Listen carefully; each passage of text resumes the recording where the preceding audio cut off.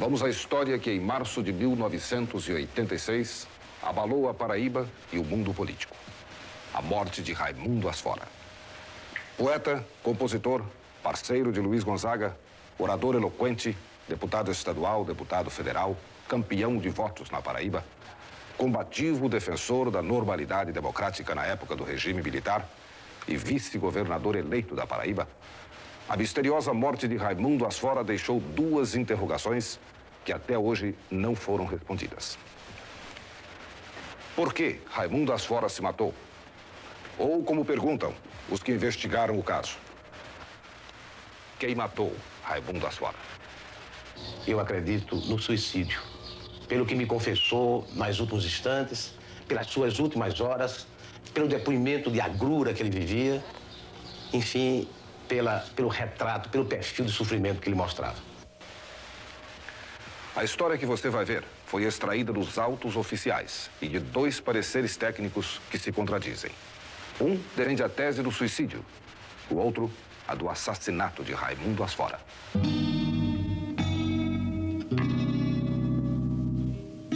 Pela vontade de Campina Grande, da Paraíba e do Brasil.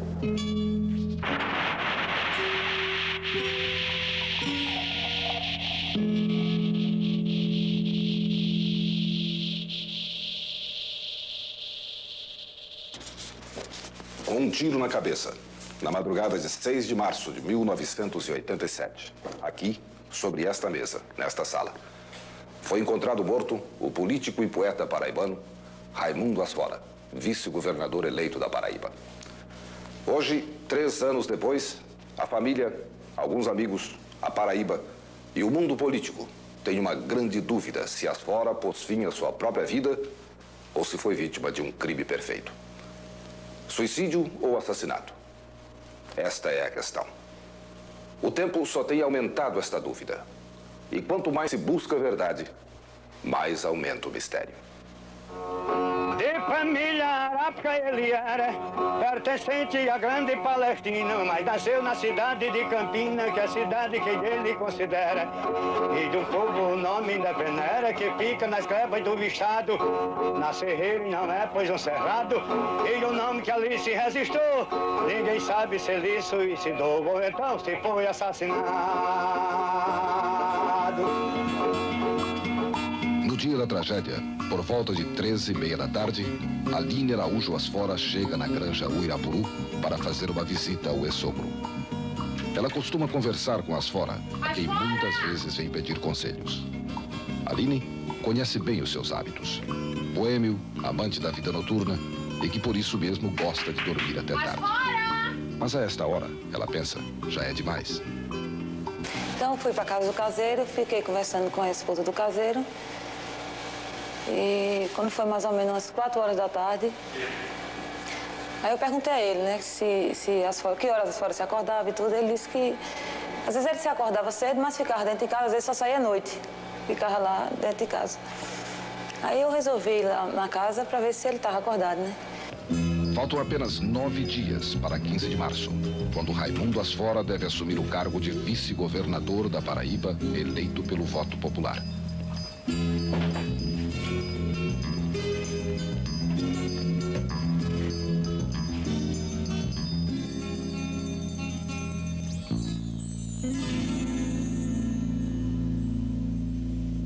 Então eu olhei para esse janelão e vi Asfora lá na mesa, bati de novo no vidro e ele não respondeu. Fiquei muito preocupada e chamei João para olhar. Aí João olhou e disse que não estava vendo nenhuma respiração dele, que ele realmente não se mexia. Não é possível!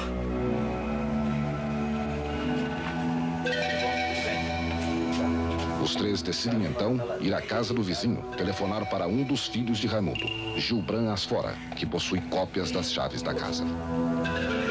Eu ainda estou sob o impacto do dia 6 de março de 87, quando recebi, de repente, um telefonema dizendo: Raimundo suicidou-se com um tiro no coração. A notícia que Raimundo Asfora havia morrido E a versão do suicídio foi como um rastilho de pólvora que tivesse tomado conta da cidade. Raimundo Asfora, 56 anos, natural de Fortaleza, Ceará, tombou sem vida.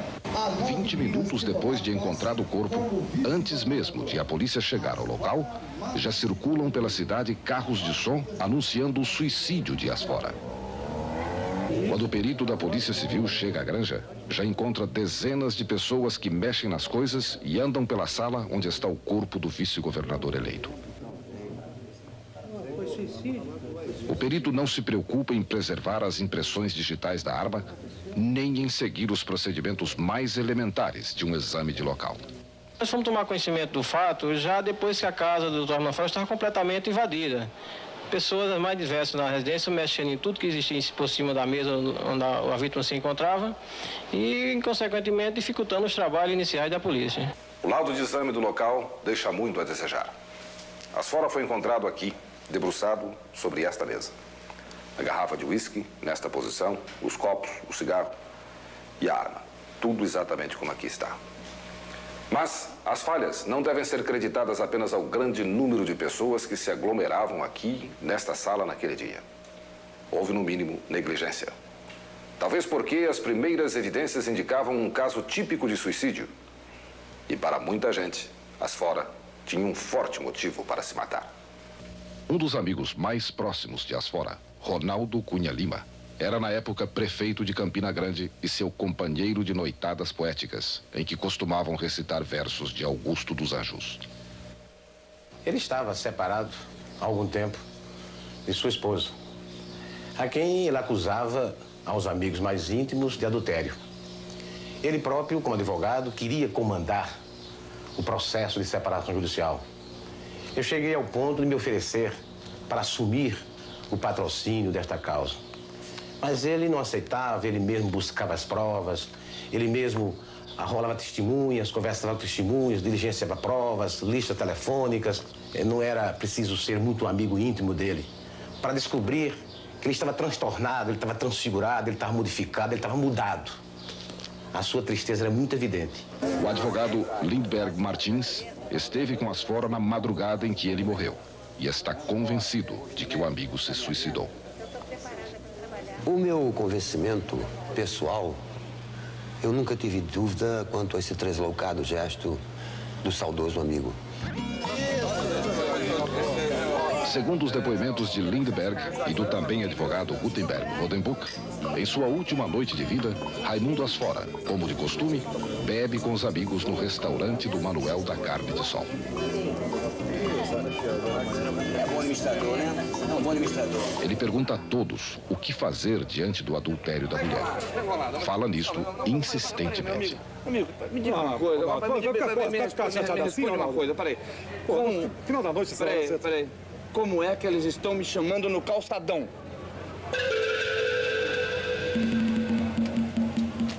Mais tarde, os três amigos vão jantar no restaurante Miura.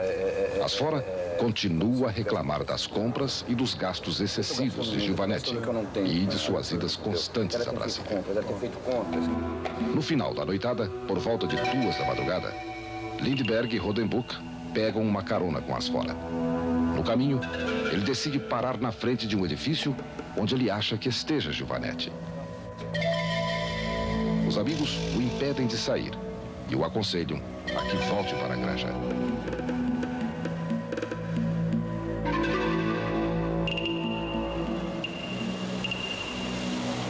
Segundo Lindbergh, ao deixá-la em casa, Asfora se despede com um mau presságio. Mais devagar, tranquilidade. Até mais firme. Pior a cidade ainda vai ver. Cada prova que ele tinha nas mãos do adultério, ele se aniquilava, ele se afligia, ele se torturava, ele se martirizava. No último dia de sua vida, quando ele almoçou na minha casa, ele abria todo o seu espírito na revelação da sua mágoa profunda. Raimundo Asfora era casado há 9 anos com Gilvanete, com quem tinha 4 filhos. O mais velho com 12 anos e o mais novo com 4 anos. Do primeiro casamento com a advogada Zélia Gaudêncio, foram 3 filhos: Omar, Gilbran e Samara. de uma vez por todas. É o fim. Acabou. Um mês antes do fim, Asfora tem uma briga violenta com Giovanetti. Como já tinha acontecido antes, ele a expulsa de casa. Só que desta vez, ao contrário das outras, ela vai embora com os filhos. Não, não, não. As crianças ficam. Vocês não vão com ela, não.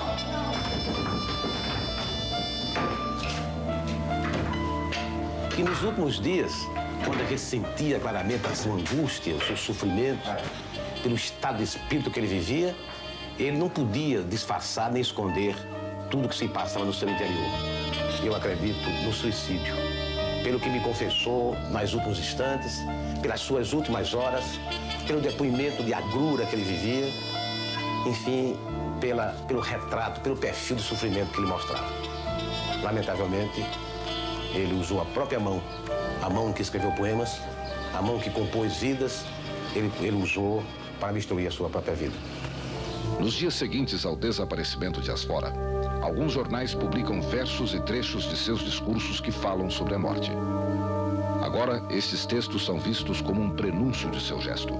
Para fortalecer ainda mais a versão de suicídio, Giovanetti revela em depoimento à polícia, 8 dias depois, que o ex-marido, quando bebia, costumava dizer que morreria com a mesma idade que o pai, 56 anos, como de fato aconteceu. Giovanetti negou, porém, que o traísse, mas isso era fato notório. Não nos falávamos cerca de uma semana, mais ou menos. Tudo se encaixa perfeitamente. Um homem traído, no momento em que está só, extremamente deprimido, cede ao impulso insensato de buscar alívio para tanto sofrimento. Pega a sua arma e dispara contra a própria cabeça. O que há para duvidar nisso? Você vai ver no próximo segmento. E admirado pelo povo. Seu enterro causa grande comoção em Campina Grande. Mais de 15 mil pessoas vão ao cemitério para o último adeus a Asfora. Raimundo era pra gente, antes de tudo, uma presença amiga. E amiga, assim, em qualquer circunstância de vida. Ele estava assim, ele dava a mão nos momentos mais estranhos das nossas vidas. Ele não julgava, ele não condenava, ele apenas compreendia. Raimundo Asfora foi uma das figuras mais impressionantes da Paraíba. Como cidadão, como amigo, como intelectual, poeta, como advogado dos melhores que a Paraíba produziu, como orador consagrado e como político. Era um homem de bem com a vida, era um homem alegre, bonançoso, irradiando felicidade. Dessas pessoas que mesmo com obstáculos sabia transpô-los galhardamente. Grande orador, desses que nós nos reunimos em Brasília, numa esquina, que até tem o nosso nome, Esquina Luiz Leal, e de todos aqueles poetas, políticos, escritores, cantores, que ali estavam, sempre Raimundo Asfora despontava como o mais alegre, como o mais estimulador da boa vida, de uma vida alegre, sadia, de uma vida que conduzisse, depois que terminávamos os nossos trabalhos no Congresso, a uma reflexão. Reconhecidamente um grande orador, poeta, os amigos não poupam adjetivos ao elogiar sua obra. Talento exuberante, improvisos geniais, paradoxos belíssimos, criatividades espontâneas, trocadilhos magistrais, são algumas das características encontradas através dos versos de autoria do Dr. Asfora. Tudo nele era arte e espontaneidade. A sua modéstia, entretanto, não permitia a publicação da sua copiosa lavra poética. Pois fez belíssimo discurso nas Câmara dos Deputados. Segundo Carlos Lacerda, tinham poder comandados. Chegava a encantar serpentes quando dizia os tratados. Chato e brigando estressados, disse-lhe que favorece. Ele não pede a palavra, ela é quem se oferece. Que na boca de Asfora qualquer uma palavra cresce. um amigo e querido e vi também um brincalhão. Matou ou foi assassinado, ninguém não sabe a questão. Pouco tempo depois da tragédia, a polícia sem direção. Pouco tempo depois da tragédia da Granja do Irapuru, a polícia de Campina Grande encerrou o inquérito que apurava a morte de Raimundo Asfora, concluindo que o poeta e político se matou. O caso estaria realmente concluído se não fossem estas fotos, tiradas pelo fotógrafo Nilton Ribeiro, no local onde o corpo foi encontrado, mostrando Raimundo Asfora baleado na têmpora. Em cima da mesa sobre a qual Asfora estava debruçado, havia uma garrafa de uísque e sua cabeça repousava sobre o braço direito. Nilton Ribeiro era o repórter fotográfico do Diário da Paraíba e estava fazendo a cobertura do acontecimento. As imagens permitiram conhecer vários detalhes que não tinham sido sequer apontados pelos peritos que fizeram o laudo de exame do local. E nós questionamos que a fotografia não compatibilizava um quadro de suicídio, porque um disparo de um Magnum 357 jamais poderia deixar alguém nessa posição. Essas fotografias deixaram dúvida tanto em mim, como nos amigos dele, na população assim, de Campinas, o pessoal conhecia. A partir das fotografias e da análise do laudo de exame cadavérico, realizado no próprio dia da morte de Asfora, pelos técnicos da Unidade de Medicina Legal de Campina Grande, o Dr. Domingos Toqueto, perito balístico do Instituto de Criminalística do Rio Grande do Sul, realiza testes com arma e munição semelhantes às que foram encontradas junto ao corpo. Ao final, o perito apresenta um parecer técnico que diz ser impossível ter havido suicídio. Se fosse suicídio, ele não estaria naquela posição em que ele foi encontrado, especialmente pelo fato de ter sido usado uma arma 357 Magnum. Devido à potência que esta arma apresenta, ele não ficaria naquela posição em que foi encontrado. A posição em que ele ficou, como foi encontrado, parecia que ele estava dormindo, um sono tranquilo, ou então que ele tivesse sido posto ali para se engendrar a hipótese ou mesmo se fazer a armação de um suicídio. Além da posição em que o corpo foi encontrado, exatamente aqui nesta mesa, há outros indícios que contribuem para questionar a hipótese do suicídio. É muito pouco provável que o braço direito de Asfora não tivesse derrubado esta garrafa de uísque à sua frente ao fazer este movimento sobre a mesa, depois do tiro. Asfora disparou a arma com a mão direita e o projétil penetrou na sua têmpora direita. Ainda assim, sua cabeça está voltada para o lado do disparo e o seu corpo estava perfeitamente perpendicular à mesa. Ou seja, apesar de um tiro de uma Magnum 357, o corpo de Asfora não arredou 1 centímetro da posição em que estava sentado. Essa versão de suicídio se contradiz, se choca e se conflita com os atos do cotidiano de Asfora, com a sua concepção da vida, com a maneira que ele via as coisas e principalmente pelo fato de ele, inclusive, ter até medo de viajar de avião, medo de correntes de vento, medo de adoecer. Ele tinha um temor que era algo que chegava até ao pavor pela ideia de morte. Se ele tivesse resolvido acabar com a vida, ele teria me feito um bilhete, como eu tenho diversos bilhetes dele aqui guardados. Ele me tinha um amor tão grande que ele só me chamava meu tesouro. Então Raimundo jamais poderia ter atirado na cabeça.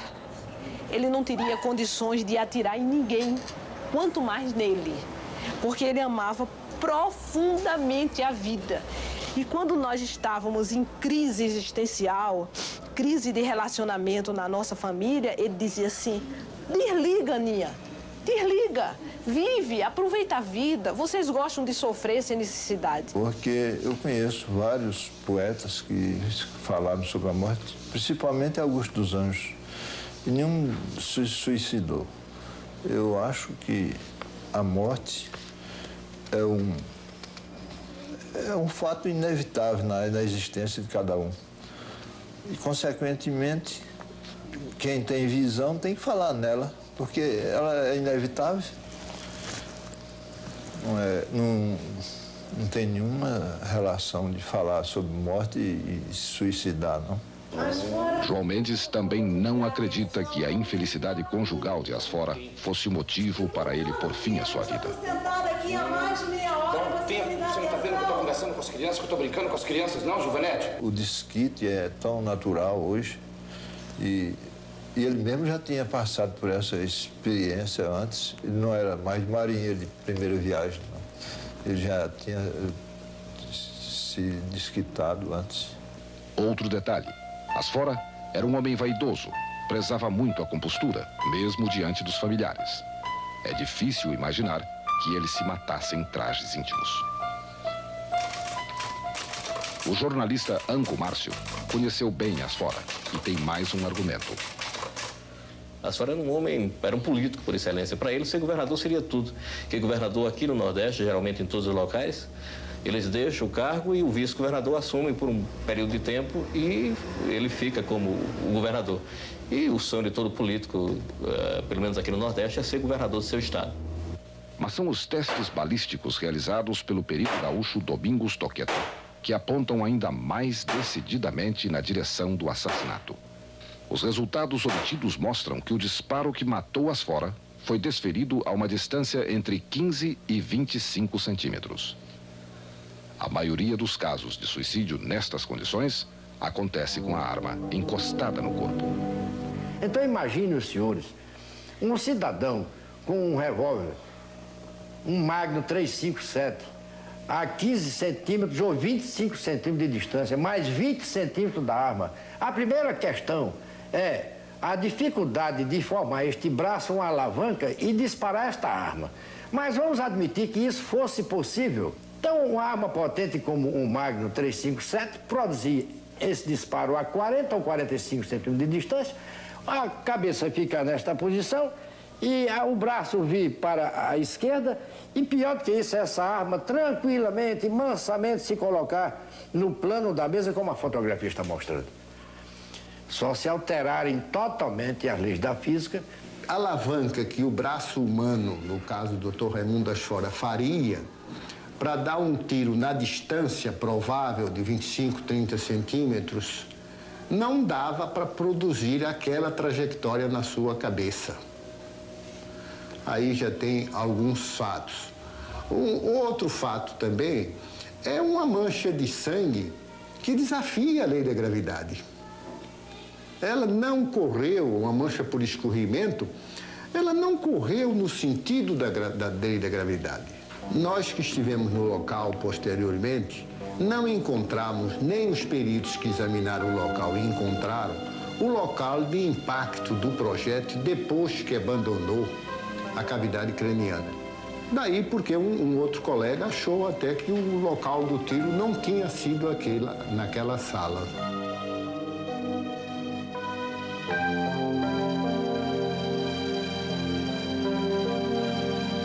A munição que estava no tambor do revólver de Asfora é do tipo semi-blindada, ou seja, entre a cápsula e o projétil propriamente dito, há um revestimento de cobre que é chamado de jaqueta. Quando a bala é disparada, o atrito com o cano da arma produz algumas estrias nesse revestimento.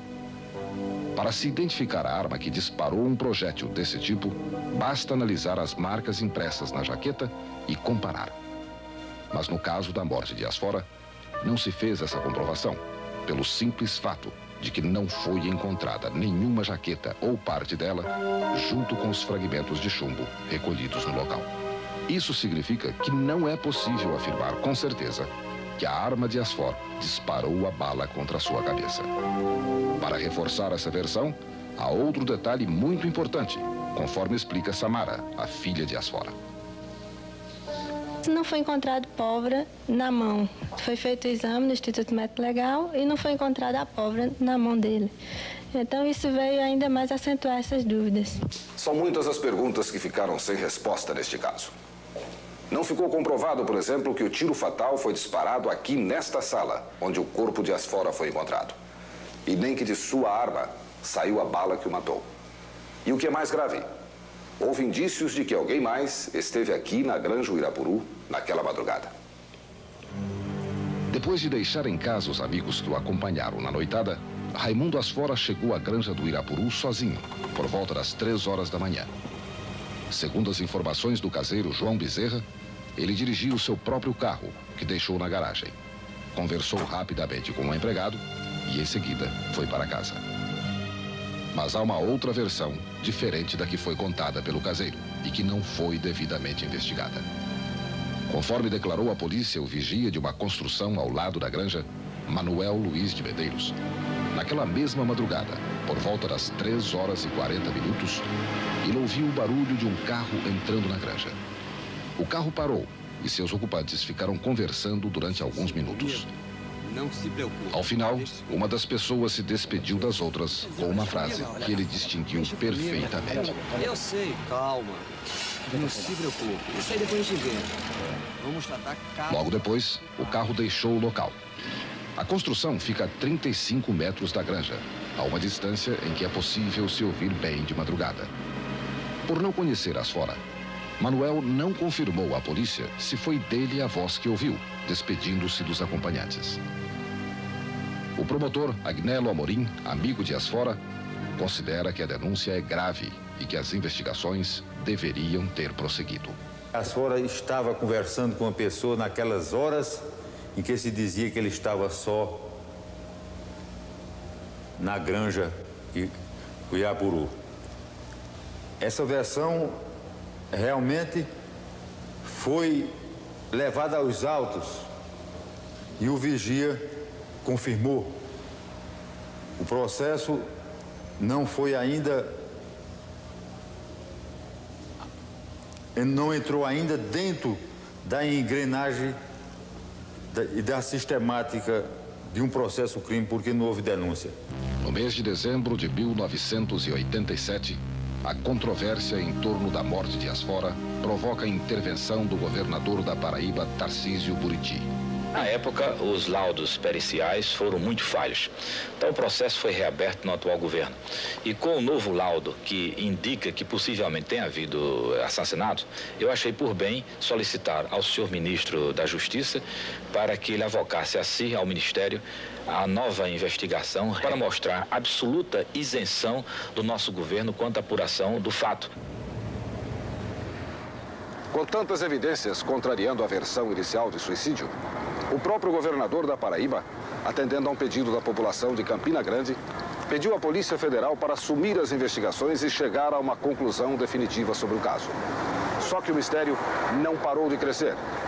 No próximo segmento, você vai conhecer novos detalhes do caso que desafia os maiores criminalistas do Brasil e saber a quem poderia interessar a morte de Raimundo Asfora. O federal assume o inquérito que apura a morte de Raimundo Asfora. Uma equipe de peritos da Universidade de Campinas, Unicamp, em São Paulo, chefiada pelos médicos legistas doutores Nelson Massini e Fortunato Palhares, é encarregada de produzir um parecer técnico que permita esclarecer definitivamente o caso. Na manhã do dia 8 de janeiro de 1988, os legistas da Unicamp realizam a exumação do corpo de Asfora, que estava enterrado no cemitério Nossa Senhora do Carmo, em Campina Grande. Um dos principais motivos para se realizar a exumação do corpo é a possibilidade de se encontrar a jaqueta ou a camisa do projétil, ainda que seja um fragmento, e deste modo identificar a arma que matou Asfora. A família e a imprensa aguardam com ansiedade a conclusão dos trabalhos. A jaqueta do projétil não foi encontrada, não foi localizada, nem ao nível do crânio, nem ao nível do material que foi guardado dentro do próprio corpo dele. Isso dificulta, então? Dificulta no que se diz respeito a se identificar exatamente a arma utilizada. Realmente é um caso difícil devido ao estado de conservação do corpo, né? Já é um estado adiantado de putrefação, mas houve possibilidade de nós tirarmos fragmentos e observações muito importantes, que certamente faremos conclusões da maior significação para esse caso. Depois de realizarem a exumação e outros exames aqui na Unidade de Medicina Legal da Secretaria de Segurança Pública de Campina Grande, Os legistas da Unicamp concluíram pelo suicídio. O chefe da equipe, Dr. Nelson Massini, infelizmente se recusou a dar entrevista ao nosso programa, alegando que o caso já foi solucionado. Mas a verdade é que há muitos pontos que continuam sem explicação. A primeira questão é quanto à camisa do projétil. O próprio laudo da Unicamp afirma que sem ela não é possível identificar a arma que disparou o tiro fatal. O criminalista pernambucano, Armando Samico, ainda vai mais longe e insinua que provavelmente outra arma foi utilizada para matar Asfora. Então, afirmar que um projétil de cobre penetrou no crânio do Dr. Raimundo Asfora e que não deixou marcas, não deixou restos de cobre, não se encontrou nem na exumação restos de cobre no interior do crânio, nem restos nenhum da camisa, é um dos pontos que fala contra a tese do suicídio. E talvez até a tese da utilização da arma, da própria arma. O laudo dos legistas da Unicamp afirma que, embora não se tenha comprovação balística, é possível concluir que Asfora disparou a sua Magnum. Para isso, basearam-se em 2 pontos. Na análise da pele da mão direita, onde ficou comprovada a presença de chumbo. E também pelas radiografias que mostram o polegar e os demais dedos em flexão, em posição de garra, como descreve o próprio laudo. O Dr. Samico, porém, contesta os 2 argumentos. A presença de chumbo na mão, segundo seu parecer, não prova que o tiro foi disparado naquela madrugada. Asfora costumava atirar, e um disparo feito dias antes deveria acusar nesse exame. O que provaria realmente que ele disparou no momento da morte seriam marcas de pólvora na mão, o que, como já vimos, não foi detectado. O segundo ponto é sobre a mão em posição de garra, apontado no exame de exumação. Acontece que o corpo, naturalmente, não foi enterrado na posição em que foi encontrado. Essa posição foi arrumada. O primeiro laudo cadavérico, feito no dia da morte, e que estranhamente não é sequer citado pelos legistas paulistas, é muito preciso ao descrever a posição da mão e dos dedos, conforme o corpo ainda rígido foi encontrado. O texto diz claramente: a mão direita mostra-se em flexão dos 3 últimos dedos e extensão do indicador e polegar. Ou seja, a mão não estava em posição de garra. A discussão sobre os laudos pode ser interminável, mas a maior evidência contra a hipótese do suicídio é exatamente a posição em que o corpo foi encontrado. O parecer da Unicamp apresenta um estudo baseado em cálculos físicos e matemáticos extremamente complexos que tenta provar ser possível alguém dar um tiro de Magnum na cabeça e cair naquela posição. Os cálculos talvez estejam perfeitos, mas eles se apoiam em um dado que até o momento não existia: o ponto em que a bala bateu na parede. A afirmação deles sobre o suicídio se baseou no estudo de um matemático da Unicamp, feito com dados fornecidos por eles, dentre os quais o fundamental era um dado falso. Deram ao matemático uma suposta distância entre o ponto de saída do projétil do crânio de Asfora e um suposto ponto de impactação na parede. E esse ponto nunca existiu e até hoje eles não provaram a sua existência. Se esse ponto não existe, a distância também não existe e, consequentemente, toda a conclusão do matemático da Unicamp é falsa. Não por culpa dele, mas por responsabilidade dos legistas que lhe deram um dado inexato, um dado irreal. Matemática, física e outras mais, da Bahia, Pernambuco até do Rio, Grande do Sul com poderio, doutores que foram especiais, pois lutar bem calmo e bem capaz, e vindo dali de cada estado, em Pernambuco que fora bem mandado, o poeta que dele contemplou, não sabe se ele suicidou, momentamos se for assassinado. Cada um destes 2 laudos tem 200 páginas. Este tenta provar que houve suicídio. Este outro, que foi um assassinato. No confronto entre eles, fica claro que não há comprovação para nenhuma das duas hipóteses. Mas é evidente que uma delas realmente aconteceu. Suicídio ou assassinato? No último caso, é preciso fazer mais uma pergunta. Quem matou Raimundo Asfora? Alguns fatos indicam que Asfora andava preocupado com a sua segurança pessoal. Uma semana antes de morrer, o fotógrafo Marcelo Marques, um amigo que ele hospedava na casa da granja, entrega ao vice-governador eleito alguns ferrolhos que ele pediu para comprar. Sua reação é explosiva. Mas isso aqui é um ferrolho de chiqueiro. Você quer chegar aqui e me encontrar assassinado? Um mês antes disso, Asfora está em casa uma noite quando percebe um carro rondando a granja.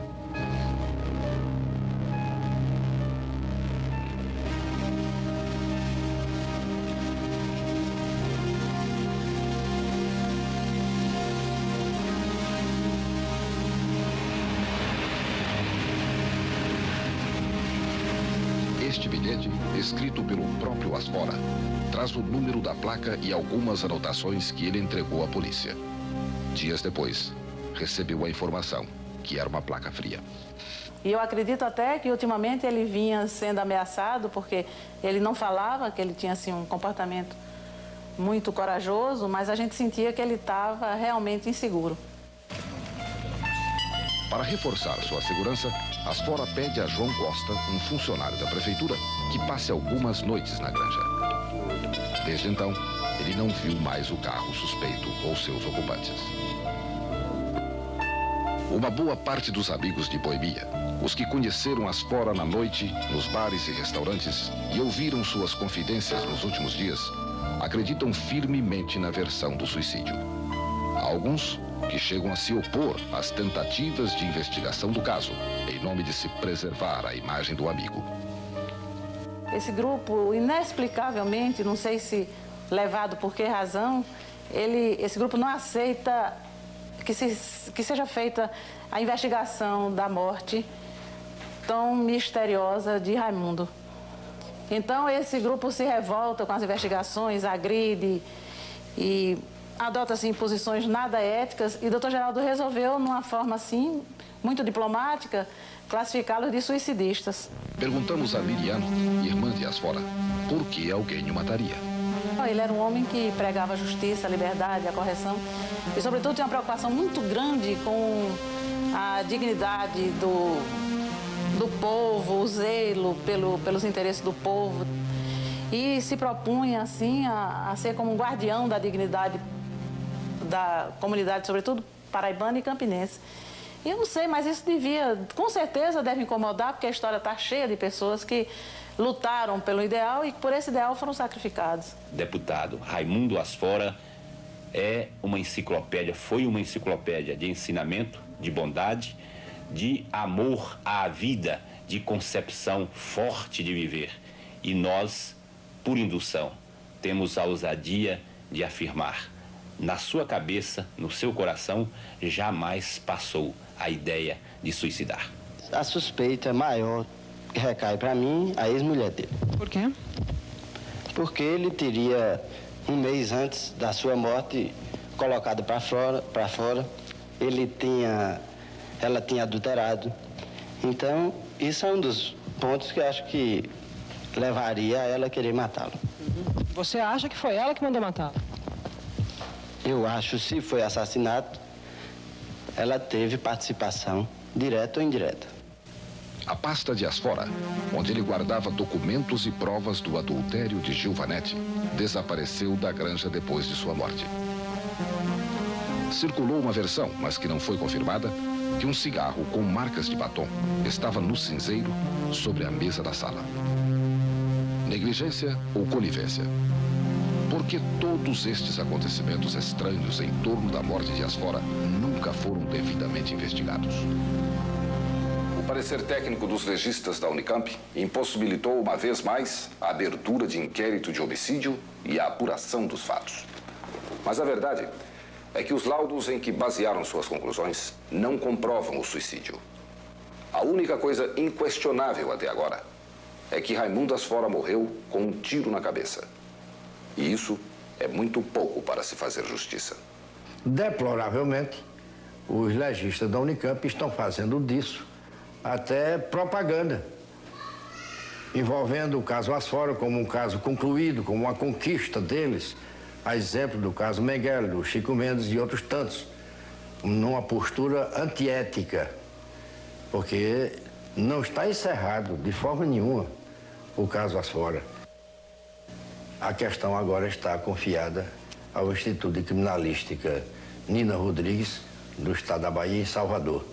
E lá se encontram os autos e também se encontra todo o material para uma nova avaliação e nós aguardamos o desfecho com a convicção absoluta de que Asfora não se suicidou. A família de Raimundo Asfora sofre por não saber a verdade, por não ter uma prova definitiva do que realmente aconteceu. E todos os dias eu peço ao Divino Espírito Santo que ilumine, que mostre o que foi que aconteceu com meu filho. E enquanto vida eu tiver, eu vou colaborar para esclarecer a morte do meu irmão. A família de Asfora sofre também, porque talvez haja um assassino que continua impune. O que nós estamos fazendo é que, pelo amor de Deus, descubram a imprensa, as autoridades competentes, quem atirou na cabeça de meu irmão. Não foi uma decisão minha. O destino tem sido a marca da minha vida. Sou mais fruto do acaso do que da minha vontade.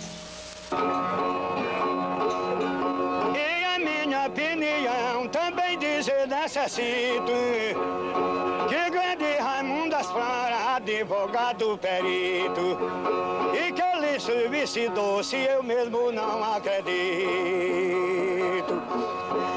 Eu nunca vi ele aflito, sempre vi foi brincalhão, brincando como os poetas e como um copo na mão. E chegar a suicidar-se, isso é fora de questão. O processo da morte de Raimundo Asfora está tecnicamente encerrado. Mas para que isto seja aceito pela família, pelos amigos, pela sociedade de uma forma definitiva, este processo tem de ser reaberto, para que algumas perguntas possam ser respondidas. Por exemplo, por que a versão do suicídio foi anunciada em toda Campina Grande, antes mesmo de o corpo ser examinado? Como é possível alguém dar um tiro na cabeça com a Magnum 357 e permanecer exatamente na mesma posição? E mais, depois de acionar o gatilho, conseguir enfiar o braço direito debaixo da cabeça e manter a cabeça voltada para a posição de onde veio o tiro, e não posição contrária, como deveria ser. Se o inquérito não provou que a arma encontrada sobre a mesa foi a que matou Asfora, onde está a arma assassina? São muitas as perguntas sem respostas. Mas você poderá ajudar a desvendar este mistério ligando agora para a nossa linha direta. 021-286-7722. Ligue já. Sua identidade será mantida em absoluto sigilo. 021-286-7722. A nossa linha direta vai receber seu telefonema a partir de agora.